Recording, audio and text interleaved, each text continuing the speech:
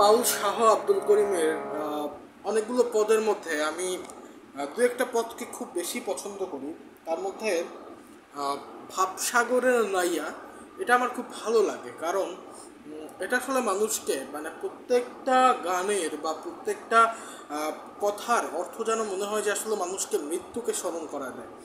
So ওই জায়গা থেকে আমার মনে হয় শাহ আব্দুল করিমের এই পদটা খুবই খুবই খুবই একটা আত্মিক পদ। উনি গিয়েছেন ভাবসাগরের নাইয়া মিছা গৌরব করো রে পরার ধন লইয়া।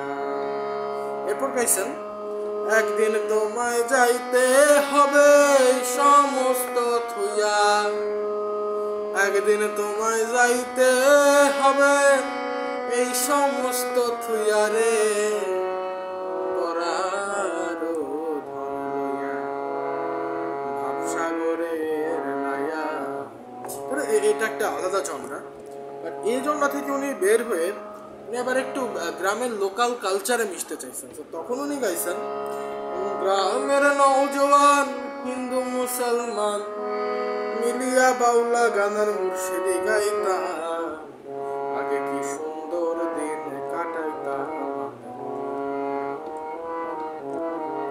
এর অনেক অনেক গাইলেন বর্ষা যখন আইতো বা হিন্দু বাড়ি, এগুলো গাইলেন, কিন্তু লাস্টে শুনে ভাবনা করছেন, এবং ভাবনা কিন্তু আসলে সত্য। কেন সত্য? কারণ পরবর্তীতে কিন্তু অমন দিন আর আসে নাই। তো উনি তখন গাইছেন করি ভাবনা সেদিন আর পাবো না, ছিল বাসনা সুখী হইতাম, করি ভাবনা সেদিন আর পাবো না, ছিল বাসনা সুখী হইতাম। দিন হতে দিন আসে যে কঠিন, দিন হতে দিন আসে যে কঠিন, গরিব দিনহীন কোন পথে যাইতাম, আগে কি সুন্দর দিন।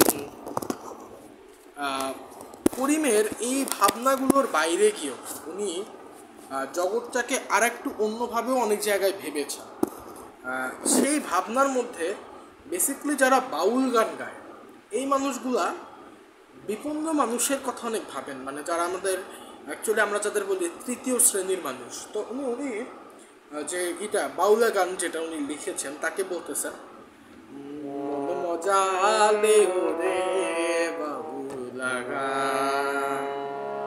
তারপর উনি তার কৃতজ্ঞতা স্বীকার করে বলছেন যে যা দিয়েছ তুমি আমায় কি দেব তার প্রতিদান, মন মজা লে রে বাউলা গান। তারপর অনেক পদকে উনি এখানেই গাচ্ছেন তত্ত্ব গান গেয়ে গেলেন যারা মরমি কবি, আমি করিম তুলে ধরি দুঃখ দুর্দশার ছবি। তত্ত্ব গান গেয়ে গেলেন যারা মরমি কবি, আমি করিম তুলে ধরি দুঃখ দুর্দশার ছবি। আর বিপন্ন মানুষের দাবি, বিপন্ন মানুষের দাবি, করিম চাই শান্তির বিধান, মন মজা লে রে বাউলা গান, মন মজা লে রে বাউলা গান। আবার একবার প্রথম জন্ডায় যদি ফিরে যাই তাহলে উনি উনি আবার গিয়েছেন যে চলিতে চরণ চলে না, চলিতে চরণ চলে না, তিলে তিলে অবসর, আগের বাহাদুরি এখন গেল কই, গেল গেল কই, আগের বাহাদুরি এখন গেল কই।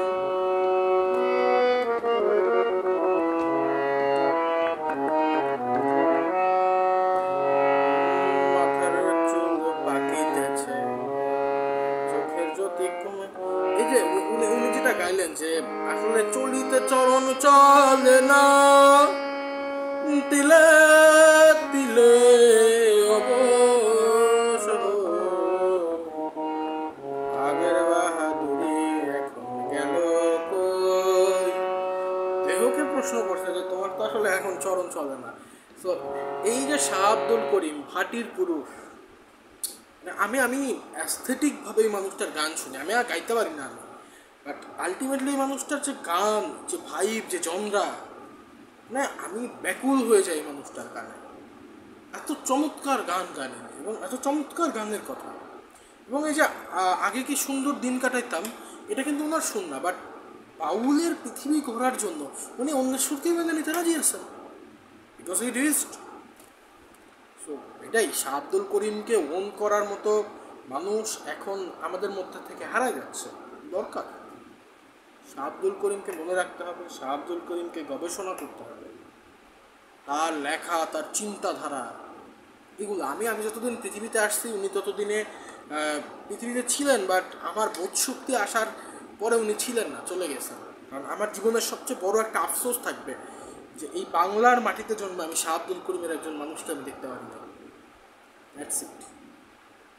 এত চমৎকার গায়কী, এত চমৎকার লেখা, ভাটির পুরুষ এমনিই বলা হয়। সেলিউট শাহ আব্দুল করিম।